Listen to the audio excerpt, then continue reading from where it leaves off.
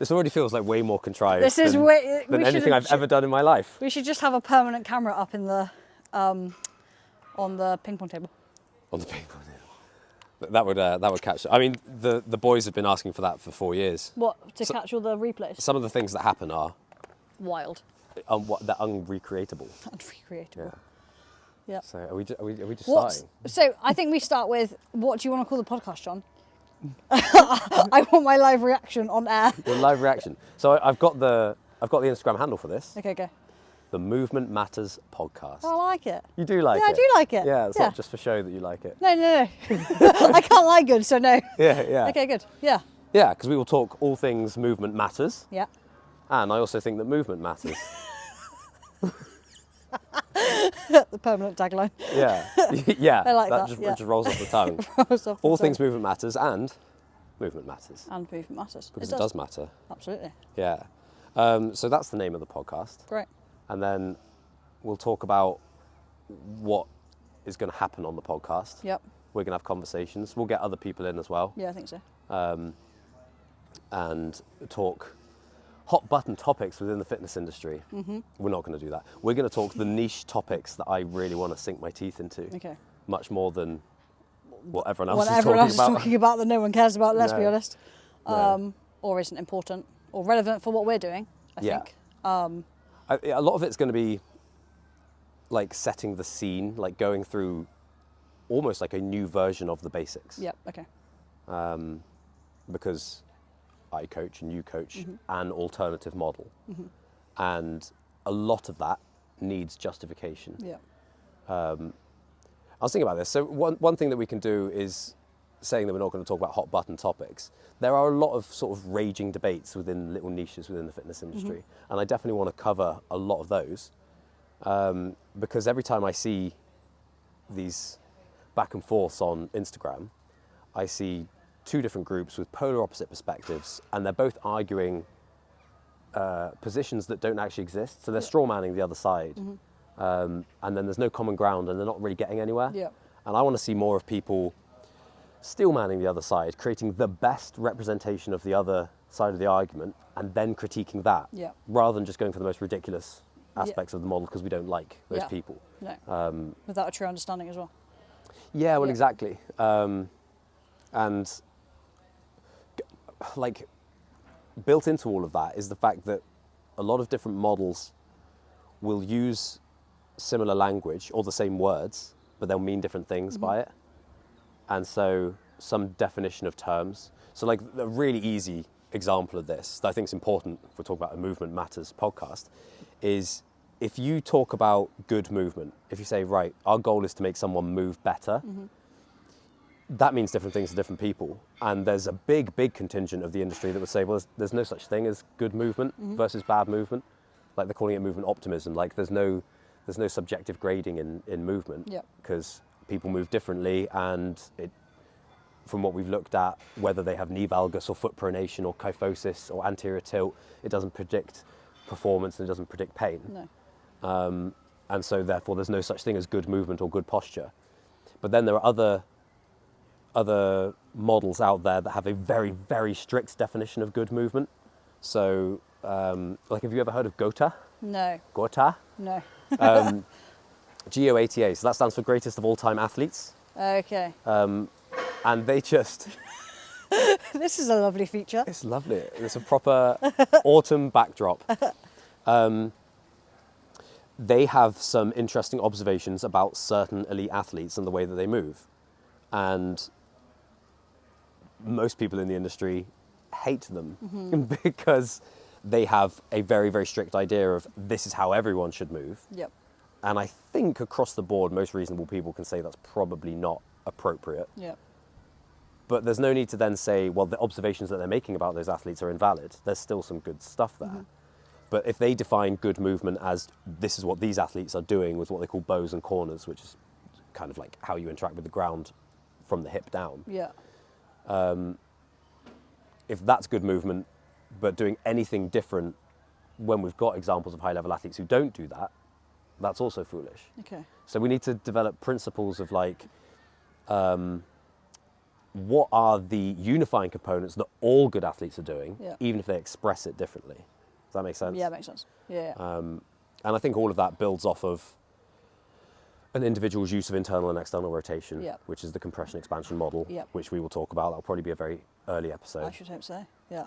So yeah, so just the fact that we can't even have a meaningful conversation with other models about good movement, that's a problem. That is a problem. That is a problem. I think I think one of the biggest things I think for these, especially these conversations, we often have these very good in-depth conversations, and hopefully recording them will help help share some insight into like the way that we're thinking, or the way that we coach. But when it comes down to where did this start for you, John, in regards to like changing your idea around coaching? What, developing an alternative model? Yeah. There's no answer to that, Okay. because it didn't just start. Yeah. I think this is a thing with alternative models in general, is that I think from an external perspective, you see someone with a seemingly crazy opinion or a crazy stance on something, and you think either that person's just contrarian by nature, or they're foolish and they've just been hoodwinked by something, or they've just watched a YouTube documentary and now Yeah. that's their opinion overnight. And it's like, I think a lot of opinions develop really, really gradually, certainly like mine did. So let's take a controversial stance. I don't think people should be doing any static stretching ever for any reason at all. To probably most people, certainly most people in general, but I think probably most people in the industry still probably think that's an excessive take. And for most of my career, I thought that as well. So it was like, when I started being a strength and conditioning coach and working with people, I was the stretch guy. Like Yeah. flexibility was my thing. So I was good at it, and it got me attention on social media, and that was how I coached people, and people were very accepting of that approach. And it was only through observation where I was like, oh man, that didn't work for that person, and then it didn't work for another person, then it didn't work for another Yep. person. And I mean, I can tell the anecdote now. I was working in a physiotherapy clinic, and we had a client come in whose complaint was tightness. I told you this story. No, I don't think so. This was like a bit of a light bulb moment. This was the start of that particular perspective. Yeah. They were complaining about tightness. They weren't in pain or injured. They were just feeling tight. And she was the European champion for pole dance. No more. So she was mega flexible. Yep. So we're testing range all over the place, and she's just infinitely flexible. And we were laughing about the fact that, like, of all the people to feel tight, this is the last person you'd think of course, when yeah. you think of the word tight. And then the penny kind of dropped for me that day, which is that flexibility and tightness are not linked. Yeah. I think the average person on the street, if you say, what do you do for a tight hamstring? They're like, well, you stretch. And then you would say, well, to what end? And they were like, well, to make it more flexible. And if you think that's going to make you less tight, then Yeah. that's wrong. Yeah. Like, I'm pretty comfortable saying that's just wrong. I've never seen that work for anyone ever in however many years of coaching, 16 years of coaching. Yeah. And so I realized that for me as well, like, I was stretching every day at that point, not to become more flexible, because I was already probably more flexible than I actually wanted to be in most circumstances, because I felt like it was hindering my athletic performance, because I was sort of loose. Like, when I squatted, I would just sit on the floor. Got you. Yeah. And when I was running, I felt like my heel, I couldn't keep my heels from hitting the ground. Like, I was just really floppy. Yep. I was stretching because I thought it was going to resolve my tightness, and it felt good in the short term. So if I had a tight hamstring, I stretched it. I was like, oh, it feels lovely. And I just assumed it was helping me. But I was like, wow, I've been doing this for 10 years. It should have worked by now. And if it hasn't worked for this person who's the European champion for Yeah. pole dance, It's probably I'm probably not going to get there. Yeah. And that was the day that I stopped stretching. And I thought it was just going to be like a short-term experiment, see what goes on, see how much range of motion I lose. Yep. And I was willing to trade range of motion because I was excessively flexible. Yeah. I was willing to trade that if it resolved the tightness. Yep. And then I found that it didn't take any range away from me at all. I kept the exact same range of motion, so I was still as flexible, but I had Yeah. way better control and tension. Yeah. So suddenly I could stop the bottom of a squat when I wanted to, Yeah. and I was stiffer on the ground. And it meant even in like the short term, I felt fitter. A month later playing rugby, I felt fitter with no cardiovascular training Yeah. because I was just so much more efficient at changing direction and stuff Yeah. like that. And then experienced all these other benefits like improved recovery time, just improved capacity in the gym, and I was getting stronger and bigger much quicker than I ever had done in the past. And then that process, just experiencing those benefits, I can't remember now, it was a long time ago, it was over 10 years ago, but it was probably like 4 to 6 months of being like, oh wow, everything's going better now that I've stopped stretching. N of 1, so you don't think too much of it. So that's what, to get back to the original question, I didn't develop an alternative model like, oh, I've stopped stretching and it's worked, so now I'm anti-stretch. I was still coaching people to stretch. But then I had friends and training partners like adopt the same thing, like, oh, I hate stretching, let's just see what happens if I don't. And then they had similar improvements. Yep. It's like, okay, that's now interesting. And I had clients at the time who were like chronically tight, like super tight glutes, and they were stretching and it obviously wasn't resolving. And so I mentioned to them, like, well, you could try this. Yep. And everyone that I mentioned to that tried it, they found I was one of them. improvements. Yeah. Exactly, yeah. So like when I first started coaching with you and I came in, one was to help with my shin splints, and then just a few things that I learned along the way. But like one of the first things you said to me in Pure Gym was stop stretching. Yeah. And I did. And I don't think I've stretched since. Like, Which when I say that to other people, especially people that I used to play rugby with, are like, oh, like, Yeah, that's they think ridiculous. it's crazy. Yeah, 100%. Yeah. They think you're being dangerous Yeah. and irresponsible Yeah, 100%. with your physical practice. Yeah. And it's funny because like you know, we've been part of this group now in the academy for years, and like that building right now is full of people who have done the same thing Yeah. and not stretched for years on end. Like Sam hasn't stretched for maybe 8 years. Joe hasn't stretched for like 9 or 10. Het hasn't stretched for 6 or 7. I've never taught Rachel to stretch. And So, yeah, they're all mobile, Yeah. like Yeah, and then people training at a very high level, move high extremely capacity, well. Yeah, and none of them get injured, no, like at all. And none of them complain of tightness ever, No. which is really unusual in the gym. Yeah. I remember we had a roaming physiotherapist come and visit the gym, and he was basically he was a nice guy, and like he was sort of marketing some of his tools for physiotherapy, and just trying to create some connections. He was new to the area, and he was like, I mean, so you know, your clients, like a lot of them must be injured, and I was like, no, and he was like, really, that's really unusual. I mean, Yeah. you must have injuries yourself, and I Yeah. was like, no. He was like, you're a power lifter. I was like, sort of. And he, I dabble. and he was like, I've been up and down the country. I've spoken to people online. I've spoken to gym owners for years. No one's ever given me that answer. Interesting. And I'm just like, I'm not even chasing that. Like I don't even think of that as like my coaching identity. Like I'm the guy that will, you can train with and not get injured. Yeah. That's not like my target. Yeah. I'm just trying to do good stuff in the moment. Yep. But that's the emergent effect, is that my clients don't get injured unless they're really, really pushing specific powerlifting or specific weightlifting. Yeah. And then we just kind of back it off and do some more rotational stuff, and then And there's then always they're stuff fine. that they can do. Yeah, there's always stuff. There's always stuff. Yeah. Yeah, absolutely. I think as well, like you were saying about the least, when like pulling away from stretching, I think the same is kind of relating to what you were saying a minute ago about with your model and the way that you can. How am I trying to say this? So like sometimes I will do an exercise that I've learnt from you, put it into play with a client, and I can see that developing in that, and then it gets better.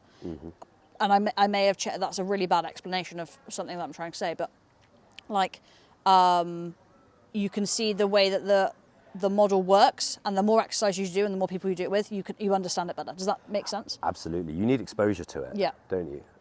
And like making one person do one exercise better is unlikely to solve big problems. Yeah. It might. There are some situations where someone comes in with some SIJ compression from powerlifting, and we do like a foam roller hinge, and you just teach them how to IR a little bit with Yeah. some pressure in their glute, and that solves the problem Yeah. straight away. But you're right. If you're trying to make wholesale changes to make someone quote unquote robust, like quote unquote bulletproof, that's a big thing in the industry. And I Yeah. hate the concept of bulletproofing. But if you want to make someone really, really physically versatile, coaching one exercise really well, not going to do it. Yeah. You need to build up principles. And I think you'll have seen this, where there are things that I want that individual to do in a certain exercise, and you have to kind of prod them and cue them and coach them and Yep. make it happen. And then by the time they've done a dozen different exercises, but with the same strategy, Yeah. suddenly now you give them a new exercise and they employ that strategy. Yep. So just like creating a fluid spine, just coiling their core when they have the opportunity to coil, so Yeah. they can create some lateral pressure. When they start doing that intuitively to solve a new exercise problem, then you're like, okay, we've changed the way that person's brain Yeah. is conditioning their body to solve Yeah, problems. 100%. And once you start seeing that, then it's like coaching's the easiest thing in the world, because now you just give them a problem and their body solve it. Yeah. And you might tweak little bits, but you don't really have to consider anything. You Yeah. don't have to you don't have to think about safety. Yeah. So like you don't give them a heavy squat where you're like, oh, I need you to brace here and pressure here. You just give them an exercise. Yeah. A lot of the stuff, like the rotational stuff, if you're swinging a tornado ball around your head, it's stuff that people you show people in the gym and they'll think, oh, that's dangerous. Yeah. That would really hurt my shoulder. Yeah. Well, like we got the 6 kilo tornado ball last Yeah. week, and then I just got it out in rope class the other day and I gave it to Ken, who's never used a tornado ball in his life, Yeah. but he's done rolling rope with me Yeah, for 4 he's- years, yeah. and he was swinging this 6 kilo like mace around him and like fluidly, at like first go, Jeez. just because his body Knows what it's knows doing. that pattern, and he doesn't even know that pattern specifically. Wow. He can identify the components of the Yeah. pattern and then execute it, Yeah. which is just that's amazing. That's really good. And that's general training. Yeah. If you can give someone a really athletic, dynamic, coordinative challenge, and they can just nail it first go, Yeah. that's not something that I think traditional training really No. promotes you No. to be able to do. What do you think traditional training does promote at the moment? Physiology. Okay. So more muscle mass, which is a good thing.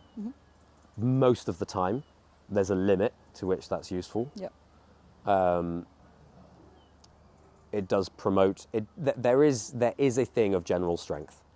If you build a 200 kilo squat, there are things that you will be more effective at. Like you run into a collision in rugby, you're going to do better with a 200 kilo squat than a 120 squat. Yeah. I would say when we start talking about, does that carry on linearly to like a 280 or a 330 or a 420 squat? Yeah.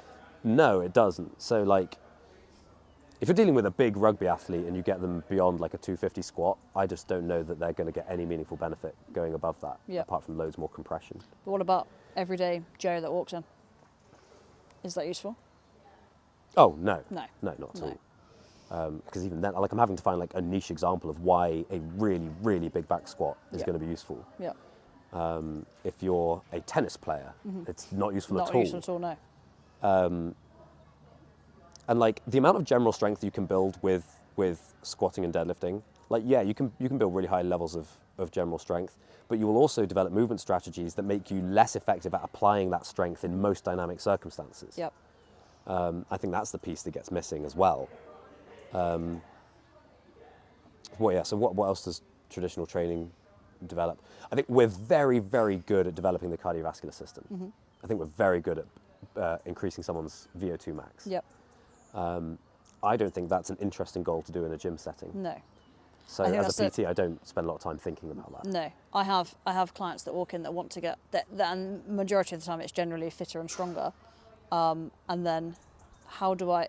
But then often they buy into the movement side of things and like buy into moving better and feeling like they're moving better and can sit on the floor for longer or kneel on the floor for longer. And I think that's more important than building strength. Yeah. But I do get clients that I will go, right, we're going to do some form of like cardio at the end.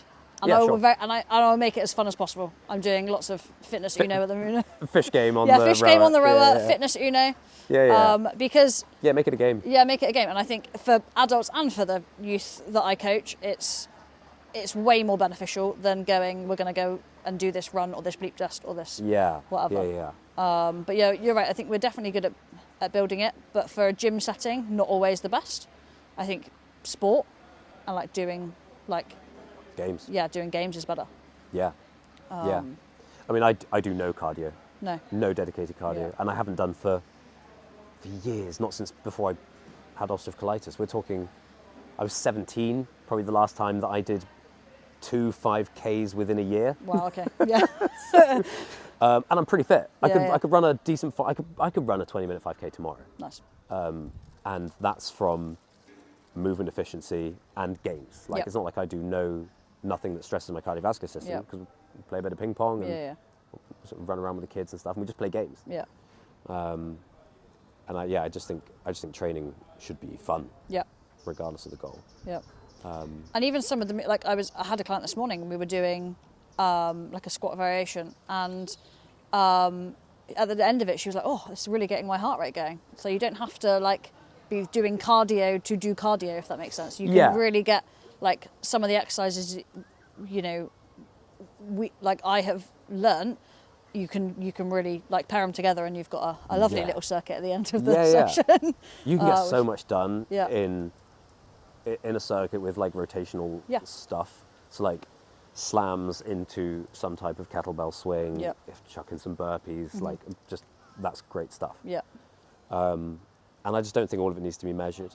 I think we think about optimizing too much, which is funny because like we're going to spend a lot of time on this podcast talking about optimizing biomechanics, because I think that fundamentally is what sets you up to then be kind of laissez-faire with everything else.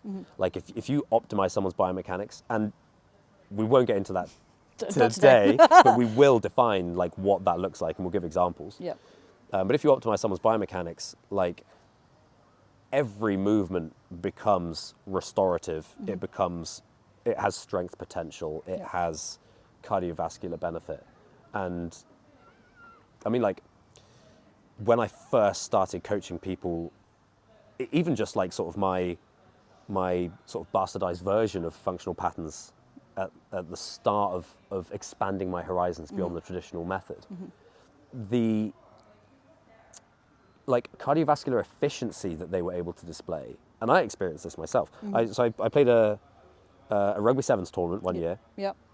And I'd been powerlifting for a few years into that, and basically doing no cardio because like I struggle so much to gain weight. And like I was like, I'm not gonna move outside of lifting weights, and so I wasn't very fit. And I played this rugby tournament, and I was like quite stunned at how useless I felt compared with like when I was at school. And then we played the same tournament a year later, and I'd been doing functional patterns stuff. Again, not doing it well even, just doing some version of that idea. And I went back and I felt like I was back at school. I felt like an 18-year-old again. Like Wow. I was so much more athletic and lithe feeling. And like That's going to be an issue. where were we? Functional patterns. Yeah, getting fitter. Yeah. So I played the same tournament the next year, and like I just couldn't believe. Obviously, it's subjective and it's not measurable, but for me, in my experience, it was profound. It was a massive difference. Like I was able to play like double the minutes. I was able to like beat people for pace repeatedly. Whereas that first year, I did one sprint and I was like, I can't even hit 85% for the rest of the day. Tapping out, And that was a massive difference. And I had clients who found the same thing. I had a guy I was training for the Highland Games, so we had him doing just rotational patterns in the gym, and he told me this anecdote with no prompting. It wasn't like I was looking for this or setting it up with anything. This was one of the first anecdotes I had along these lines where I was like, oh, that's really interesting. He get the train to work, and sometimes he would be running late, and he would run for the train, and he was a big dude, like 125 kilos, and he said he would get on the train, he would just be a sweaty mess. He'd be really annoyed, like, oh, I've got to deal with this, and I'd be like out of breath the entire train journey. And he said that one day, after doing a few months of FP stuff, he ran for the train and just sat down. And then it was like 30 seconds later, he realized, I'm not out of breath. I'm not sweating. Yeah. This is weird. We'd done no running, no cardio, just got better at just using his rib cage relative to his pelvis. Yeah. And that alone improved his output. And so like the traditional approach will break everything down. Like we're going to do strength for this, mobility for this, cardio for this, and then it would generally seek to optimize all of those things, like very scientifically, like, right, to stimulate someone's VO2 max, we need to be at this heart rate for this number of minutes and whatever.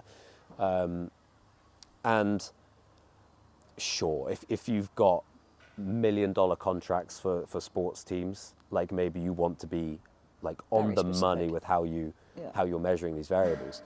But outside of that, even if you're like a high level, a competitive semi-pro athlete, I honestly don't think you need to measure all the stuff that we're measuring. And that's a really unpopular take. That's like a pseudoscientific take where people will be like, it's like a mantra that you can't improve what you don't measure. Interesting. And I just, Yeah. that's just Yeah. not true. Yeah, It's yeah, not true. It isn't. No. And yeah, if you don't measure stuff, you don't have objectives, it can open the door to manipulation. So you can convince people, like, you do feel stronger, don't you? And you, yes, I do. And like people will tell you what they think you want to hear. But you can create changes that are so profound in people that it's completely inarguable. And like it becomes, the subjective becomes so significant that it is objective at a certain point. Yeah. Do you know what I mean? Yeah. Yeah. So yeah, the traditional approach is very good at physiological adaptations, and it's like not just incredibly bad, it's counterproductive with how it develops the biomechanical side of things. Because most of the tools that we use that are effective at developing physiology will do so via movement strategies that don't translate to any other activity. So squatting, for example. If 99% of sports are designed around gait, so running like unilateral, rotation, reciprocal, contralateral, those things will be made worse by squatting. The degree to which they're made worse depends on the individual. So for some people it's negligible, but for a lot of people it's really significant, and they adapt to it in a powerful way that makes them worse at just moving through space. And yeah, they can produce more force, but are they going to actually be in a position in gait where they're striking underneath their body and their head over foot? Probably not. And so their actual ability to put force into the ground might go down by getting stronger at squatting, which is not something that like people are really considering very much. No. And I think, so we had a conversation the other day and we talked about like, I think I mentioned to you about like the less that I coach squat, bench, deadlift, the more I enjoy not coaching squat, bench, deadlift. Because the differences I see my clients make is greater. And occasionally we come back and revisit them and they move much better. They're But when we don't do it all the time, they're not constantly like compressed. Yep. And I think from what I've gathered from conversations that I've had, everyone feels better for it. And I don't think there needs to be, I feel like there's like, with some of the traditional coaching, it's very much like we must do these 5 exercises, like squat, bench, deadlift, RDLs, shoulder press, and that's, you base everything off of that. And I think you really don't need to. Yeah. You definitely don't need to. No. And this is, I mean, another thing with the industry is they say, oh, there's no necessary exercises. We're not saying you have to squat. You have to do a back squat or a front squat or a Zercher squat or a safety bar squat or a goblet squat or a hack squat. Yeah. And it's like, okay, but we're still squatting bilateral patterns here. And like, again, they're great at building quads. Are they good at other stuff? Like maybe it will make you better at some stuff that's very similar. So will it improve your vertical jump height? Maybe for a while. But I have conversations with people. I had one recently where a guy was training for High Rocks and he was like, the thing that's holding me back is I can't jump very far. So I've been working on my jumping and I've been working on my back squat because I'm not very good at squat. He had like a 130 back squat and he's quite a strong muscular dude, so that's just not very good. And so he spent time building up his squat and he put kilos on it. I think he said like it'd gone up to like 155, so like a lot over a few months. So that's good gains. He was jumping less far. Okay. And he called me because he was like, I'm seeing your stuff and I wondered if you could explain, like, why am I jumping less far? And the image I gave to him was like, have you ever watched a slow-mo of like these big cats in the wild, like a tiger, like or a leopard or something, jumping? And cats have like an amazing spine, like it's properly elastic. Like we've got elastic tissues, but theirs is like proper slinky. It's like you hold up a cat and it just dangles. So their spines extend massively and then there's like a recoil that pulls their back along. So it is like a slinky. And humans do that. If you watch a really good broad jumper slow-mo, you see the length that they create and then the actual movement. I mean, so I've got an over 3 meter broad jump, which is pretty good. And you can watch me doing it slow-mo. And it doesn't look like I'm pushing into the ground. I'm angling forward, so my shins angle forward. I extend my body. And then by the time my body's moved like half the distance, I have a little jump, and then my body like recoils underneath me, and then it pivots, and I can land ahead of my body, and then I move. Yeah. And it's like my ability to push into the ground hasn't created that jump. It's myofascial transmission. Yeah. Like it's elastic tissue that's allowing me to kind of bounce through the air. Yeah. And that's the wind picked up. I was worried about it. Oh, it's wobbling. Need to get a sturdier tripod. And so I was explaining to him like that mechanism where we create length and decompression through the body to then get recoil. That's going to be made worse by squatting because everything's pulled down, everything's crushed like this. You want to be as compressed as possible, which doesn't apply to anything else. No. If you want to turn, if you want to like lift, if you want to bounce along the ground, if you want to jump really far, it's made worse. Yep. So then the net result of that might go down. For this guy, it went down quite a bit. But for someone else, they might get a little bit worse at that particular element, but they might get better at putting force into the ground. So they might get a net positive jump. Yep. And they'll be like, squatting's fantastic. It made me jump further. And I'm like, could we have created that force element with an exercise alternative that doesn't compress your spine? And the answer is just yes. And if you keep asking that question, can we get the same benefit without this consequence or this consequence or this consequence? And the answer keeps being yes. Then it's like, there's no situation where I'm going to end up choosing the barbell back squat. Yeah. And I had this was a similar thing to sort of bring it back to the stretching, where after a while I wasn't doing it, and like I was starting to maybe mention to people maybe you shouldn't do it. I still thought in my head like there'll be situations where I use it. Like I'll come across someone who needs more range to move better, and then stretching will be useful for that person, I'm sure. And years went by and I just never found that person. Yeah. And it wasn't that I didn't meet anyone that didn't need more range, but I was just like, oh, I've got this other tool that's going to develop better range. And so we did that. And I was like, well, if I need to, I'll stretch them. But I never needed to. So then I got to the point where I was like, okay, stretching does some good, some bad, but I'm never going to pick it. And I was still open to using it.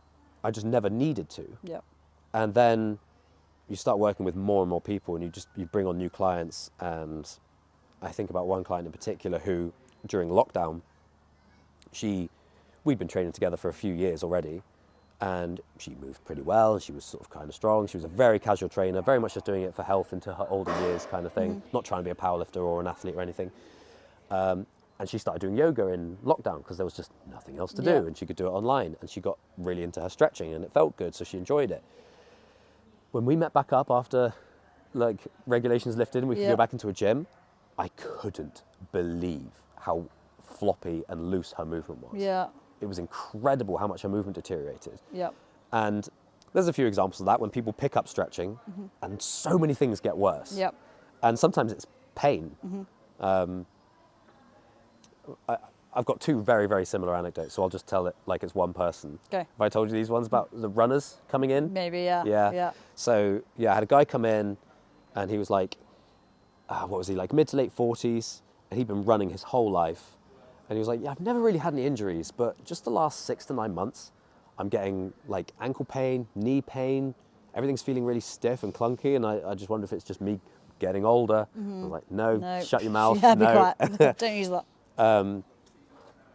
And I was just digging into his history, like, what's changed in the last 6 to 9 months? And he was like, oh, I don't know, I'm still doing the same distance, same volume, like diet's the same, job's the same, no stresses, blah, blah, blah.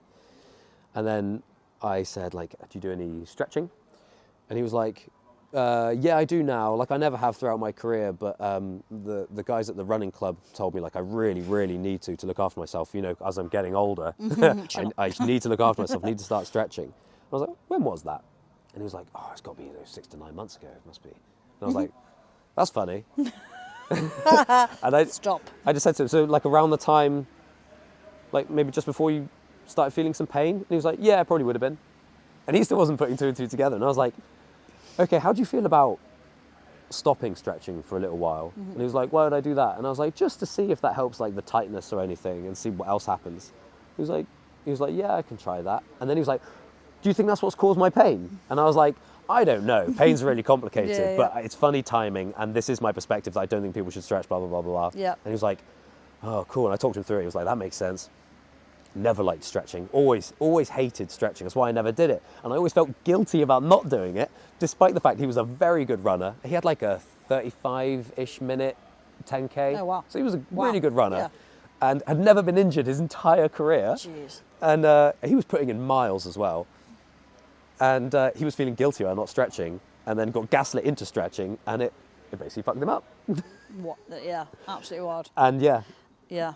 we did a few things to resolve his pain, but a month of no stretching, and he felt amazing. He was running PBs within a few weeks. Yeah. At mid to late 40s, running all-time PBs Yeah. over 5, 10, half marathons. Nothing to do with his age or Nothing getting to do older. with his age. Nothing to do with his age. No. The excuse only flies a little bit at 48. Why 48? That's really when your fascia properly starts the Got dehydration process. Okay. So you may become a little bit more brittle Okay. at 48. I'll let Jim know. Exactly. Yeah, it's downhill from It's here. downhill from But here, again, you can offset that massively just with your training. And if you look after yourself, you can be 90 and maybe I don't know, maybe not 90, but you can be very old and have better fascia than the average 30-year-old who does nothing Yeah. or who does loads of stretching and static Yeah. weightlifting. Yeah. There we go. Yeah.